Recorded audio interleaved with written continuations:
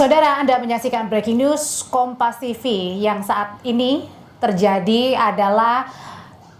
ricu yang terjadi di pintu belakang DPR, di mana massa ini mencoba untuk masuk ke dalam tapi kemudian dihalau oleh polisi. Situasi ini, saudara, sudah terjadi beberapa jam terakhir, tetapi kalau kita lihat sebenarnya ada juga visual di depan gedung DPR MPR Senayan Jakarta yang ini, saudara, visualnya bagaimana semakin sore ini semakin banyak massa yang berdatangan, dan kalau tadi sekitar beberapa jam yang lalu ini masih bisa dilalui untuk jalur tolnya di kedua arah, baik yang dari arah Gatot Subroto menuju ke Selipi maupun arah sebaliknya. Kini di pukul 5:30 sore massa tidak hanya ada yang mencoba masuk untuk ke dalam gedung DPR karena tadi pada saat siang hari sudah berhasil menjebol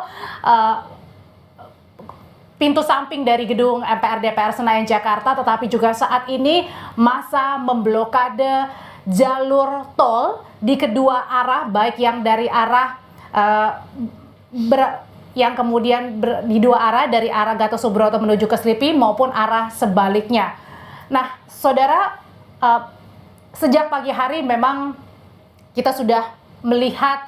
bagaimana pergerakan dari aksi massa, kemudian juga buruh,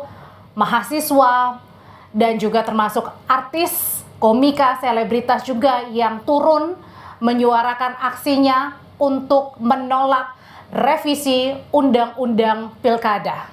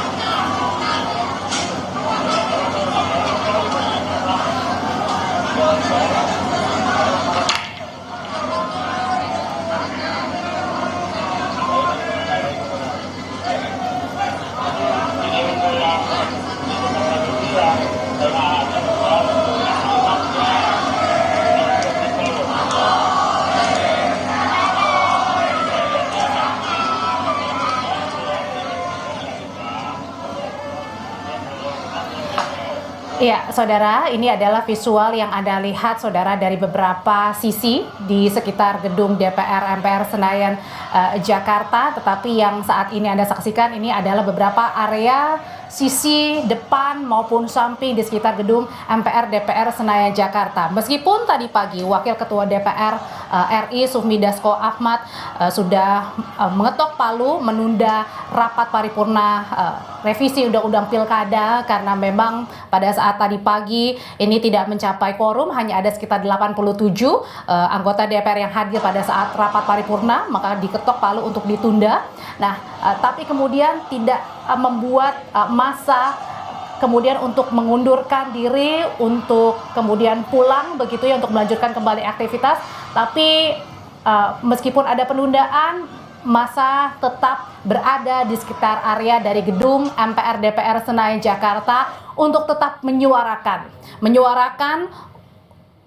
menolak adanya revisi Undang-Undang Pilkada dan meminta agar putusan dari Mahkamah Konstitusi harus dijalankan sejak keputusan ini diambil pada Selasa lalu.